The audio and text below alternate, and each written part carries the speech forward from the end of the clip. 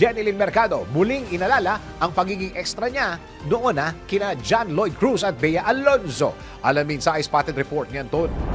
Hindi ikinahihiya ni Jeneline Mercado na bago siya nagkaroon ng mga pelikula at teleserye, naging dakilang extra din siya noon sa isang teleserye na pinagbibidahan ni na John Lloyd Cruz at Bea Alonzo. Ayon sa actress, year 2002 hanggang 2003 siya naging extra sa teleseryeng Kay Tagal Kang Hinintay. Sinabi ni Jeneline na ang eksena nila ni John Lloyd ang pinakaunang appearance niya sa TV kung saan wala pa siya noon sa Starstruck. Naalala pa ni Jeneline na sinabihan siya ng kanyang manager na si Becky Aguila na kailangan ni John Lloyd ng kaeksena kung saan ang akala niya raw ay maglalakad-lakad lang siya o kaya ay mag-hi o nabangga lang, pero may speaking lines daw pala siya. Hindi niya raw alam na siya raw pala ang babaeng pagsisilosa ni Bea at ang speaking lines pa niya ay English, ang natatawang kwento nito. Pero hindi niya raw inaasahan na pagkalipas ng mahigit isang dekada ay magkakasama na sila sa pelikulang Just the Three of Us na ipinalabas noong 2016. Ngunit aminado si Jeneline na sobra ang pressure noong ginagawa nila ang nasabing pelikula